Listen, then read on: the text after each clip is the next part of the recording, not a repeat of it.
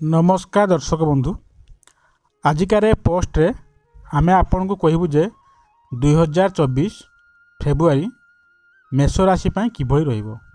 आसंतु जानिबा नवग्रहर स्थिति। आपणकर प्रथम घरे देवगुरु बृहस्पति, द्वादश राहुदेव, षष्ठ केतु ग्रह विराजित अछंती। दशम घरे सूर्यदेव सहित बुध ग्रह अछंती।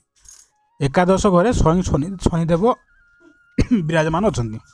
स्वास्थ्य आपणकर केमिति रहिबो। आपणकर राशि स्वामी मंगल ग्रह नवम स्थान में अछंती एवं फेब्रुआरी 6 रे दशम घर को प्रवेश करेंगे।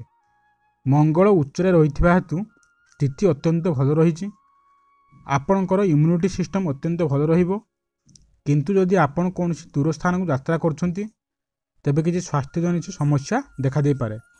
फेब्रुआरी मासरे मेष राशि व्यक्ति को शारीरिक सुस्थता मिल। शिक्षा पंचम घरटी शिक्षार घर अटे एवं स्वामी सूर्यदेव विराजित अछंती। किंतु फेब्रुआरी 14 रे एकादश घर को चयन करेंगे। फेब्रुआरी 14 रे परीक्षा थिले ता भल हेबो। परे मध्य शिक्षा क्षेत्र में भाग्य विशेष भल रहिबो। पाठपढ़ार सफलता मिलिबो। नुआ जगार आपण एडमिशन करि परिबे। प्रेम संपर्क पंचम घरे प्रेम संबंधी एवं एठारे सूर्य भल स्थिति अछंती। सूर्य एवं मंगल एकत्रित थिबारु ए दिन सब उत्तम हेबाकु जाउची। प्रेम संपद भल रहिबो। सूर्य 14 फेब्रुआरी अन्य घर को चली गले किछि किछि कथारे भूल बुझामणा होई पारे, किंतु परे ता ठीक होई जिवो। उभय कुआडे बुलिया को जाई पारंती।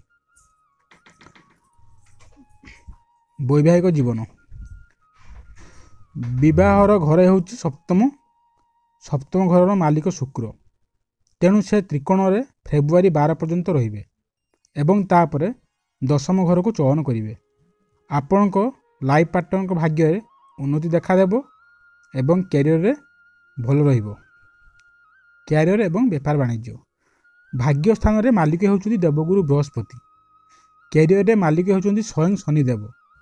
बृहस्पति प्रथम घरे एवं शनिदेव एकादश घरे रहउचंती। भाग्य स्थान रे स्वामी गुरु बृहस्पति रहिबे।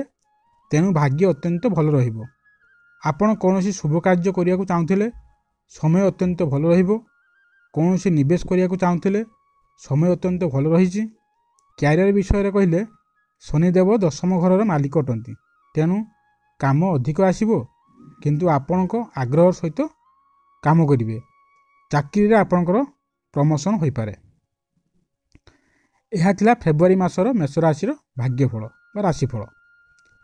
आजिकार ये पोस्ट आप केमिति लागिला कमेंट जनइबे एवं भल लागथिले लाइक करिवे, शेयर करिवे एवं आम सह आगकू रहिया पई आम चैनल को सब्सक्राइब कर दियंतु।